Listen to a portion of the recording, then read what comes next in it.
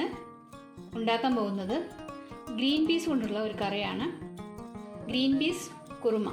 അപ്പോൾ ഇത് നമുക്ക് ചപ്പാത്തിയുടെ കൂടെയും ഇടിയപ്പത്തിൻ്റെ കൂടെയും അപ്പത്തിൻ്റെ കൂടെയൊക്കെ വളരെ നല്ലതാണ്.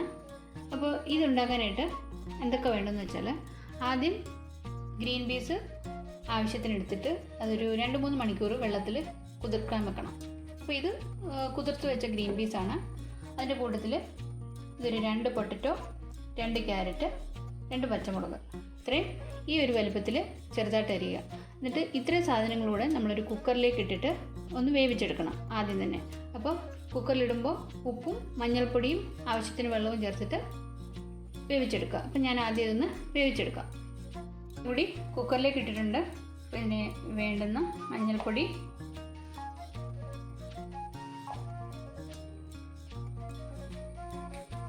ഉപ്പ്, പിന്നെ വെള്ളം.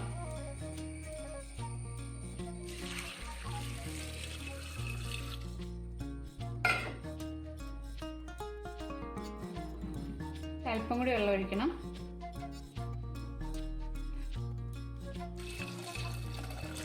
ഇത്രയും മതി. ഇതൊന്ന് അടച്ചു വെച്ച് വേവിക്കാം.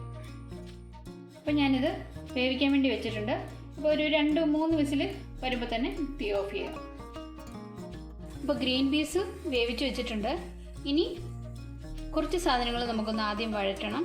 അപ്പോൾ അതിന് വേണ്ടിയിട്ട് 2 സവാള, മീഡിയം സൈസ് സവാള ചെറുതായിട്ട് അരിഞ്ഞത്, പിന്നെ ഒരു ചെറിയ തക്കാളി, ഒരു പച്ചമുളക്, കുറച്ച് കറിവേപ്പില, പിന്നെ 2 വറ്റൽമുളക്, പിന്നെ ഒരു ചെറിയ കഷ്ണം ഇഞ്ചി ചെറുതായിട്ട് അരിഞ്ഞത്, 3-4 വെളുത്തുള്ളി ചെറുതായിട്ട് അരിഞ്ഞത്. ഇത്രയും സാധനങ്ങളിലൂടെ നമ്മൾ വെളിച്ചെണ്ണ ഒഴിച്ച് കടുക് വറുത്തിട്ട് ഇതും കൂടി ഒന്ന് വഴറ്റണം. അതിന് ശേഷമാണ് ഗ്രീൻ പീസ് ചേർക്കുന്നത്. അപ്പോൾ ഒന്ന് ആദ്യം ഒരു പാൻ വെച്ചു. അപ്പോൾ പാൻ ചൂടായിട്ടുണ്ട്. അപ്പോൾ വെളിച്ചെണ്ണ ഒഴിച്ച് കൊടുക്കാം.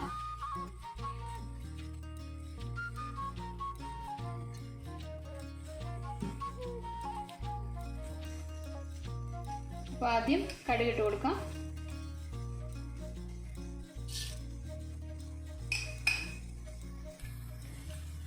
കടുക് പൊട്ടുമ്പോൾ തന്നെ ഒരു 2 ഏലക്കായും 3 ഗ്രാമ്പും കൂടി ചേർക്കുക. അതിനുശേഷം ഒരു 1/4 സ്പൂൺ ജീരകം. ഇതൊന്ന് ലോ ഫ്ലെയിം ആക്കി വെച്ചേക്കുക. കടുക് പൊട്ടി കഴിയുമ്പോൾ ഒരല്പം പെരിഞ്ജീരകം,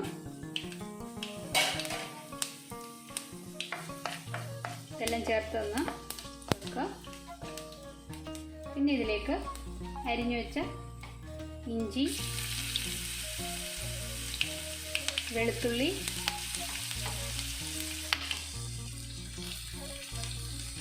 വറ്റൽമുളക്,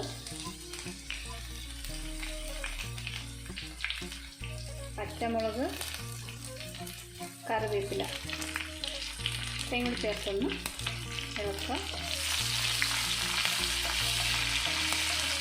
ഇപ്പോൾ ലോ ഫ്ലെയിമിലാണ് വെച്ചിരിക്കുന്നത്.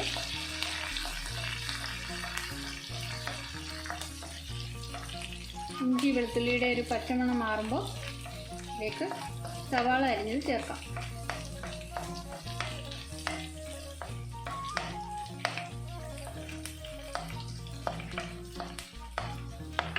ഇതിലേക്ക് ഇനി സവാള അരിഞ്ഞത് കൂടി ചേർക്കാം.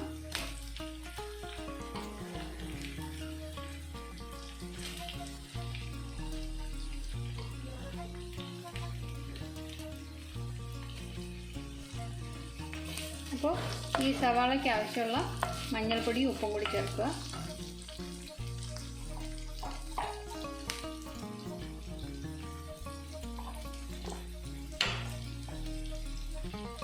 ഗ്രീൻ പീസ് വേവിക്കാൻ വെച്ചപ്പോൾ ഗ്രീൻ പീസിനും പൊട്ടറ്റോ, ക്യാരറ്റ് അതിനുള്ള ഉപ്പ് ചേർത്തിട്ടുണ്ടായിരുന്നു. അപ്പോൾ ഇതിനാവശ്യമുള്ള കുറച്ച് ചേർക്കാൻ മതി. ഇത് നന്നായിട്ട് ഒന്ന് വഴറ്റിയെടുക്കാം.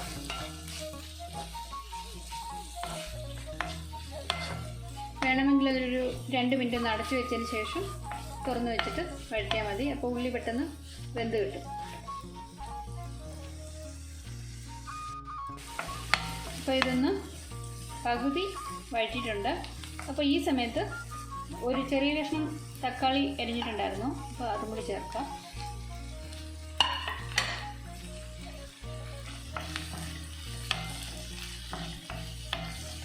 ഇപ്പോൾ ഇനി വീണ്ടും ഉപ്പ് ചേർക്കണ്ട. ഗ്രീൻ പീസ് എല്ലാം ഒഴിച്ചതിന് ശേഷം ഉപ്പ് കൊറോണയിൽ മാത്രം ചേർത്താൽ മതി. ഇതും കൂടി ചേർത്തിട്ട് ഒന്ന് നന്നായിട്ട് വഴറ്റും. അപ്പോൾ ഇത് നന്നായിട്ട് വഴറ്റിയെടുത്തിട്ടുണ്ട്. ഇനി ഇതിലേക്ക് 1-2 ചേരുവകളോട് ചേർക്കാനുണ്ട്. ലോ ഫ്ലെയിം ആക്കി വെച്ചതിന് ശേഷം നമുക്ക് എരിവ് കൂടുതൽ വേണമെങ്കിൽ മാത്രം ചേർത്താൽ മതി. നന്നായിട്ട് പച്ചമുളകൊക്കെ ചേർത്തിട്ടുള്ളതുകൊണ്ട് ചിലപ്പോൾ എരിവ് കാണും. ഞാനതുകൊണ്ടൊരു അല്പം മുളക് പൊടി ചേർക്കുന്നുണ്ട്.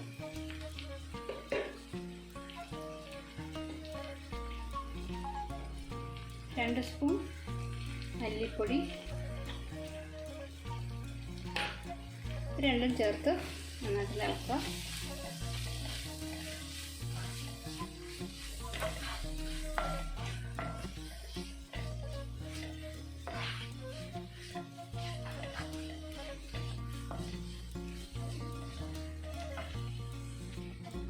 ഗ്രീൻ പീസ് നന്നായിട്ട് വെന്തിട്ടുണ്ട്. അപ്പോൾ ഇത് ഇതിലേക്ക് ചേർത്ത്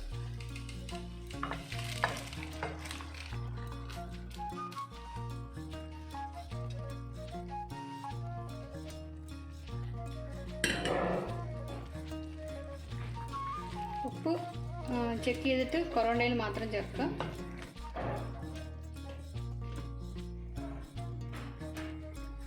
ഇനി ഇതിലേക്ക് ഒരു അല്പം ഗരം മസാലയും കൂടി ചേർക്കുക. ഇത് ഇങ്ങനെ തന്നെ കഴിക്കാനും നല്ല ടേസ്റ്റാണ്. ഇപ്പോൾ വേണമെന്നുണ്ടെങ്കിൽ മാത്രം ഒരു അല്പം തേങ്ങാപ്പാലും കൂടി ചേർക്കാം. ഇങ്ങനെ തന്നെ കഴിച്ചാലും നല്ല ടേസ്റ്റാണ്. ഞാനിവിടെ ഒരു അല്പം തേങ്ങാപ്പാൽ ചേർക്കുന്നുണ്ട്. വളരെ പെട്ടെന്ന് തയ്യാറാക്കാവുന്ന ഒരു കറിയാണ്. അപ്പോൾ എല്ലാവരും ഒന്ന് ട്രൈ ചെയ്ത് നോക്കുക. അപ്പോൾ ഇതിലേക്ക് അല്പം തേങ്ങാപ്പാലും കൂടി ചേർക്കാം. ഇത് ലാസ്റ്റിൽ ചേർത്താൽ മതി.